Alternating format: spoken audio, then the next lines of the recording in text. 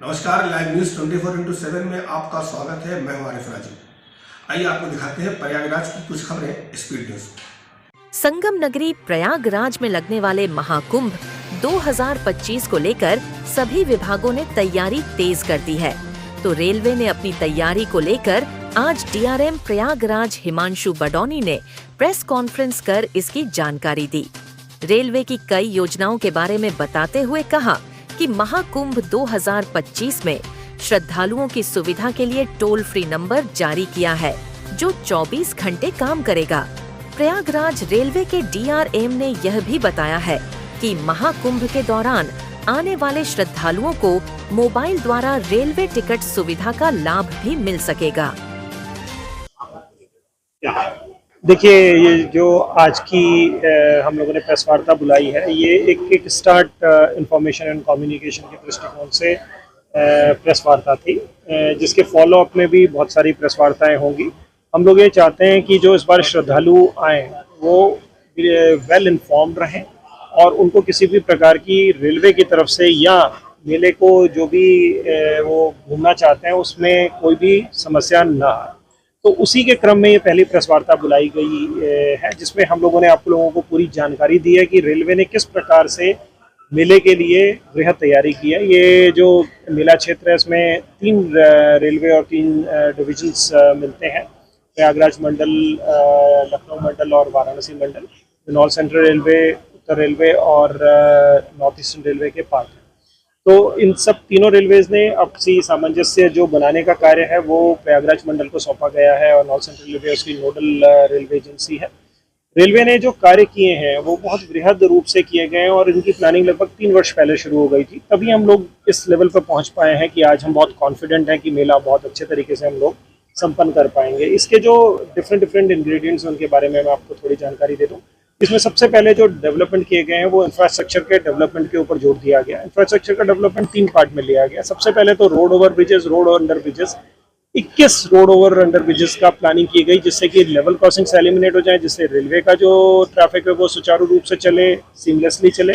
और जो रोड है उसके लिए भी रोड ट्रैफिक को, क्योंकि रेल पास होगी तो रोड को रुकना पड़ता है, तो वो सुचारू रूप से चले। तो आप देखें कि कितना बड़ा बॉटलनेक जो 21 आरओबी के बनने से है, जो कुंभ मेला क्षेत्र में एक हमारे सीमलेस ट्रैफिक के फ्लो को हेल्प करेगा, वो एक बहुत बड़ी हेल्प होगी।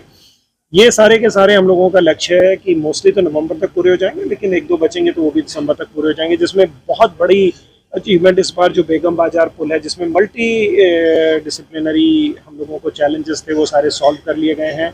एक एयरपोर्ट कनेक्टिविटी का भी जो ब्रिज आने वाला है स्टेट गवर्नमेंट की तरफ से, उसमें बहुत तेजी से काम चल रहा है और नवंबर के अंत तक हम लोग पूरा कर रहे हैं।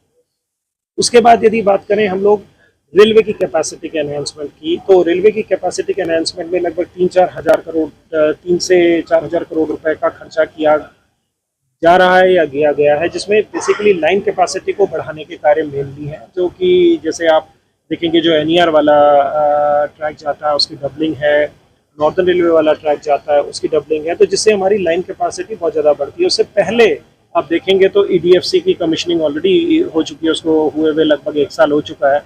तो अब हम अपना गुड्स ट्रैफिक बहुत इजीली ईडीएफसी पे शिफ्ट कर देंगे, तो नॉर्थ सेंट्रल रेलवे को भी एक बहुत बड़ी जो लाइन कैपेसिटी है वो फ्री होकर अवेलेबल हो गई है। और साथ ही साथ ये प्रावधान भी है कि यदि हमारी इवेंचुअली हमें बहुत ज़्यादा ट्रैफिक आता है तो हम ईडीएफसी पे भी डाइवर्ट कर सकते हैं।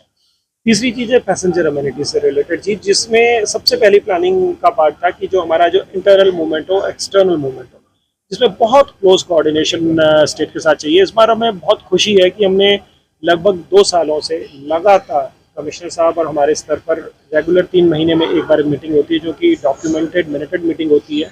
उस मीटिंग के ऑफशूट मीटिंग्स चल रही हैं, जिससे एक बहुत बढ़िया माहौल यहाँ पर जनरेट हुआ है। सारी एजेंसी, स्टेट गवर्नमेंट हो, आर्मी हो, एयरफोर्स हो, रेलवेज हो, सब लोग मिलकर एक बहुत सामंजस्य सौहार्दपूर्ण वातावरण में कार्य कर रहे हैं, जिससे हम लोगों के एक दूसरे के कम्युनिकेशंस में कोई गैप नहीं है, जिससे कि हम लोग जो पूर्व में घटनाएं हुई हैं वो उस दुर्घटनाएं हुई उनकी कोई पुनरावृत्ति नहीं होगी। उनको हम लोग ये कहेंगे कि हम लोग उनका मैनेजमेंट नहीं कर रहे हैं, हम लोगों ने उनको ऑलरेडी मिटिगेट कर लिया है, वो घटनाएं होगी नहीं। इसके लिए जो इंटरनल एक्सटर्नल मूवमेंट प्लान है उसका plan A, plan B, plan C, plan D तक तैयार है। जैसे मैं आपको प्रयागराज जंक्शन की बात करूँ तो उसमें इस तरीके से प्लानिंग की गई है कि हम लोग खुसरो बाग को भी हम लोगों ने एक तरीके से ये बिल्ट इन कर लिया अपने प्लान में कि यदि हमें ज़्यादा भीड़ की संभावना होती है तो किस तरीके से हम अपनी श्रद्धालुओं को डाइवर्ट करेंगे, और साथ ही साथ जहाँ पे जो हमारे यात्री आश्रय हैं और जो यात्री आश्रय स्टेट के भी जो बनेंगे वहाँ पे उन लोगों के लिए सफिशिएंट ऐसी व्यवस्थाएं हों कि वो वहाँ पे कोई डिस्कम्फर्ट फील ना हो।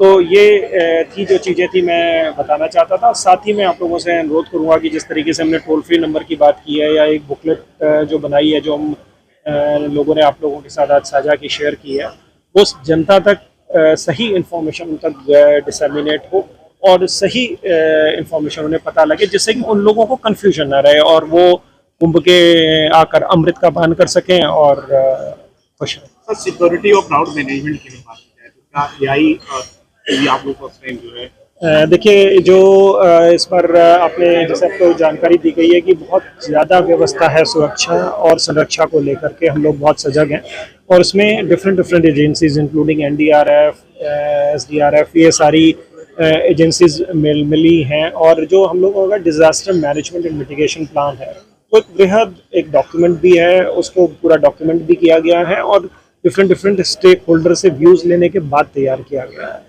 तो ये सेफ्टी और सिक्योरिटी के बारे में मैं आपको बस इतना ही कहना चाहूँगा कि आप लोग बिल्कुल निश्चिंत रहें और आप कुंभ में अमृत का पान करें। सेफ्टी सिक्योरिटी हमारी सरदर्दी है, उसको हम लोग बखूबी निभाएं। दिन भर की महत्वपूर्ण खबरें देखने के लिए लाइव न्यूज 24/7 को लाइक और सब्सक्राइब करें। अभी के लिए बस इतना ही। अगले बुलेटिन में आपसे फिर होगी मुलाकात। अब तक मुझे दीजिए इजाजत। नमस्कार।